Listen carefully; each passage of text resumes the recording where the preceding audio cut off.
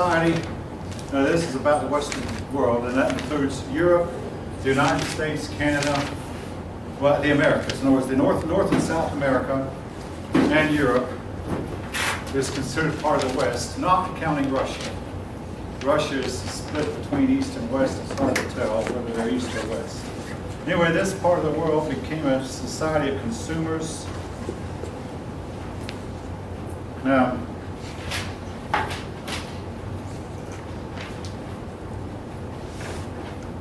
industrial workers made up a big part of the workforce in the 50s and 60s in the West.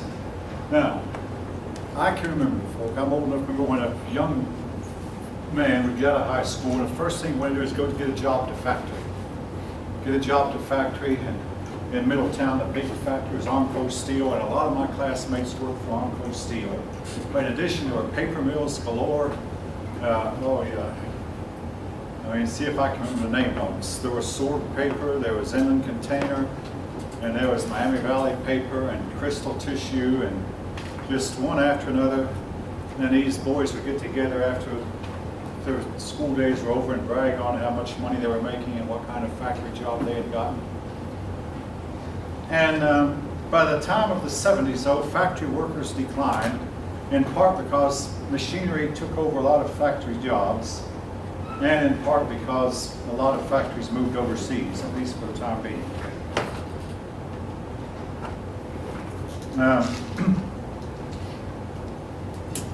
The work week began to be reduced from 60 hours to a little more than 40 hours. The number of paid holidays increased. So sports, music, media, all became opportunities for leisure activities as there came to be more leisure time. Now, I talked about leisure time in the past tense, more or less. In the modern world, personally, I have very little of it. Coming here 4 days a week, having to keep up a house, keep up a car, keep up a yard, and it just seems like every week there's something to do that keeps me from doing the stuff I really would like to do. But nevertheless, maybe I should have lived years ago when my great-grandfather worked at a steel mill, and he worked 72 hours a week, 12 hours a day, 6 days a week, 72 hours a week. And maybe if I had worked that much, he wouldn't complain. When a man works 72 hours a week, he has time for very little else. All right. Tourism became a big industry. People have more vacation time, more flexibility, and people travel more. Permissive society, more and more things that once were taboo is now permitted, particularly in the area of sex and drugs. Sweden led the way in legalizing sex that was once considered illegal or wrong. Sweden began to legalize homosexuality, and then they legalized pornography. Movies, plays, and books became more and more explicit, and this led to a breakdown of the family. I mean, now, folk, I'm not reading from a sermon. This is in your book, on page 840. The divorce rates began to increase greatly. I mean, we thought it was bad when I was a kid, when we said 1 out of 3 marriages end in divorce. Today, it's more than 1 out of 2.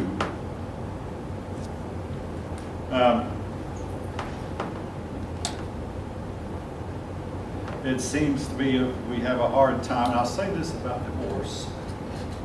The more money you have, it seems like the more likely you are to divorce. Poorer couples tend to stay together better than rich couples.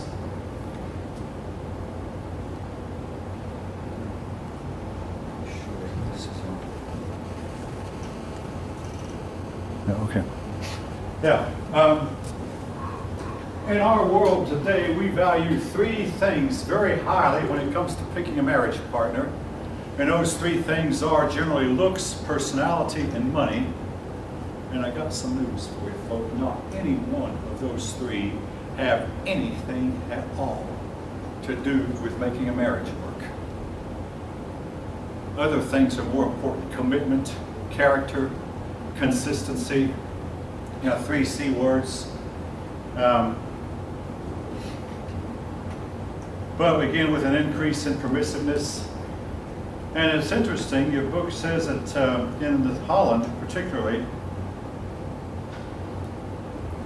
a much noticeably higher percentage of women engage in extramarital sex than men. And in a permissive society, the women are more likely to leave the marriage than the men are. And it's somewhat hard to understand because the women wind up having a harder time getting remarried than do the men. Again, each of you can decide for yourself why. I have my own opinions as to why that is. But nevertheless, it's there.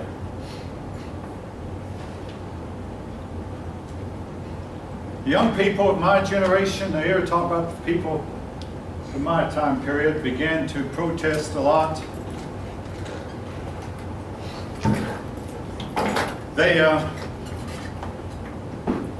They began to experiment with drugs, particularly LSD, and they believed that LSD expanded their consciousness and gave them deeper levels of consciousness.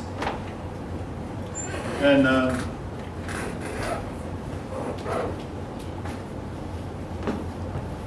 again, they began to call for the legalization of marijuana, something that we've only seen done within the last few months, at least only in a couple of states. But they began to call for the legalization of pot.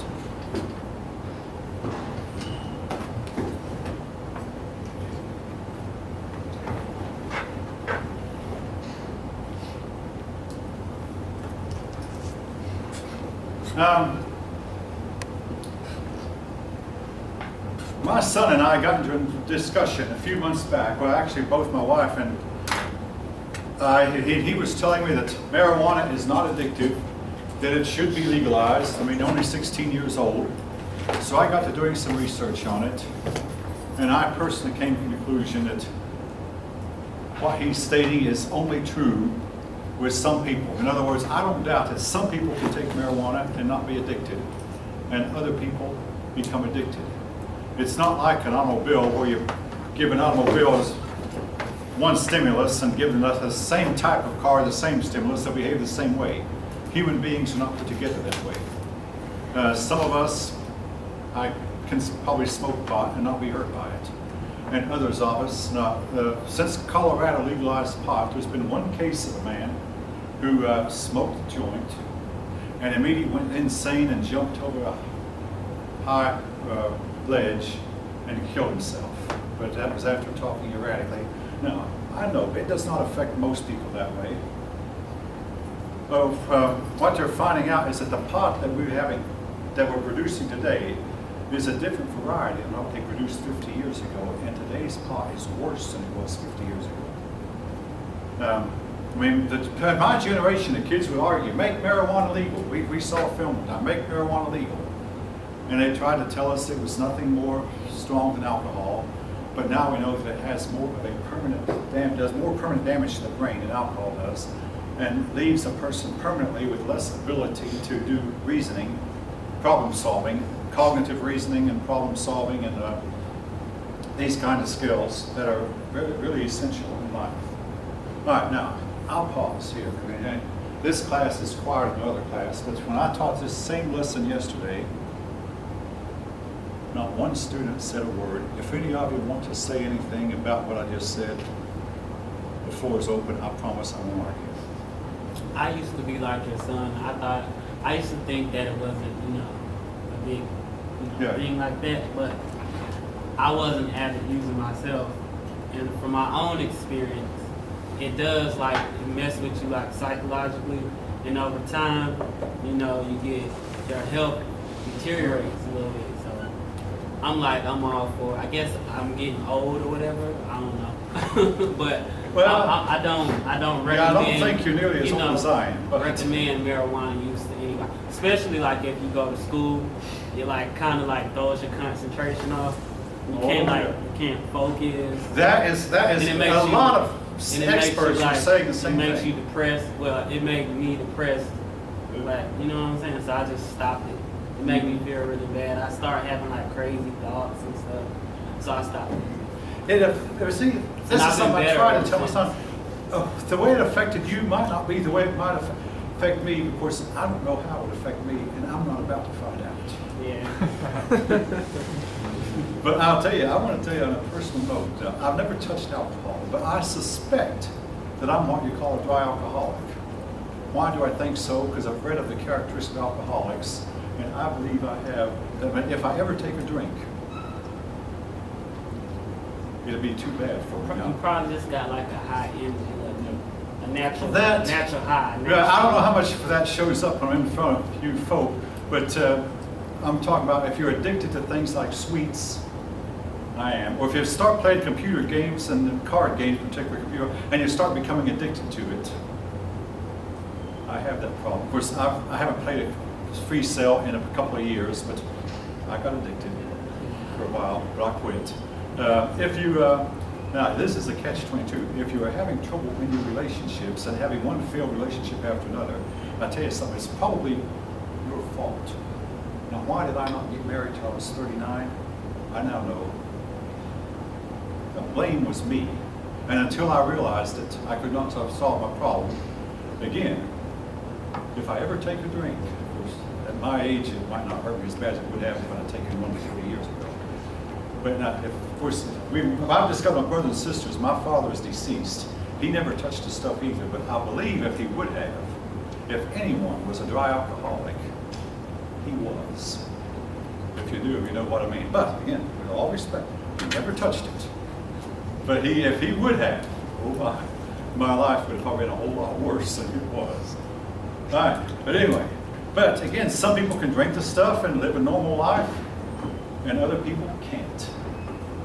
And you don't know whether or not you're an alcoholic until it grabs you. And then by that time, you have to get help. I mean, I had a boss at Lockheed argue, oh, you can quit on your own. Some people can, and some people can't. We're all different. Anyway, drugs, LSD, and folk, I hope you realize if the stuff gets a hold of you, it won't let go. So again, fortunately, I think you were able to get rid of it. Some people can't. Now, I've heard this. If you want to argue, the worst addictive drug, it's not the most dangerous mentally. The worst drug that gets a hold of you, is the hardest to shake, is tobacco. Have any of you by any chance ever heard that? As far as being, as far as being hard to shake, yeah, okay. Nobody else can see you but me. But yeah, he's nodding his head. The worst. I mean, it's. Go ahead. You say You said, is it chewing tobacco or smoking? Smoking tobacco. It's really, really hard. Now, of course, chewing is hard to get as a habit too, hard to get rid of. But I've heard the hardest habit to break is tobacco smoke, cigarette smoke. Now again, I've known a person, I could name a person who smoked as a young woman. She's now about my age and quit on her own. And some people never do. I have a nephew. Again, I think we have a gene in my family for addiction. This is my brother's son. He started smoking, and I mean, if you can imagine a 35-year-old man begging his parent, he's still at home, "Wait, Dad, will you please buy me some Nicorette? I really want to quit this habit, but I just can't." I mean, you know, at 35, begging his parent, he tried that and it didn't help him. Not really. Can't get off of it, and I have. Then my son agrees with me here. I haven't discussed with my son because he's seen some of his friends develop the habit and can't shirk it. They want to. They want to get rid of it. And their body just demands it. All right, so much for the drugs for now. One thing about the student rest in my day, a lot of it was caused by the Vietnam War. But there was another issue, and that is the issue of colleges. If anyone wants to say, they can knock. Hi. This practice, I don't think I could do it and get away with.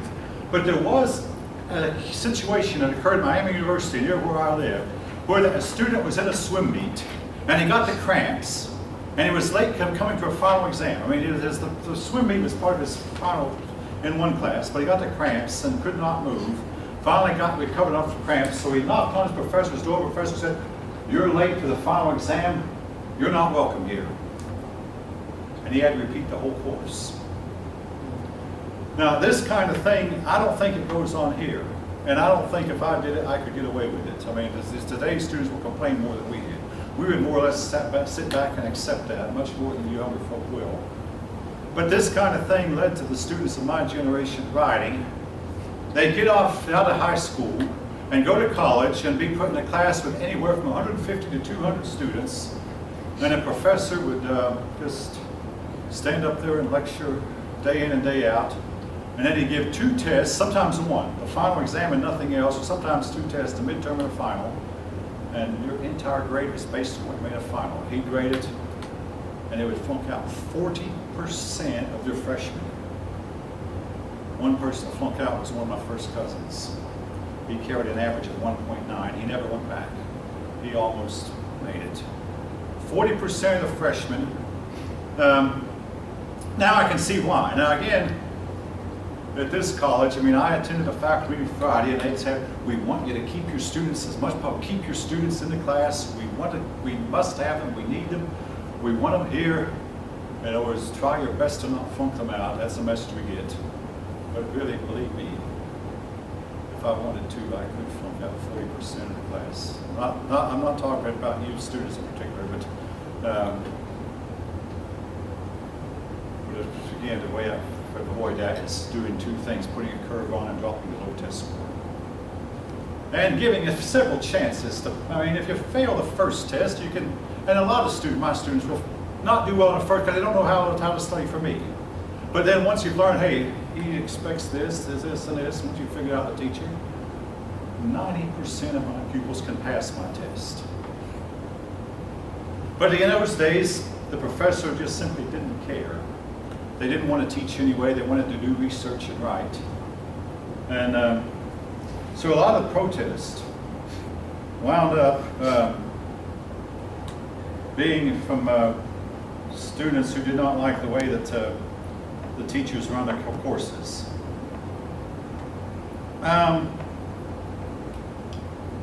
Again, Vietnam was a big part of it.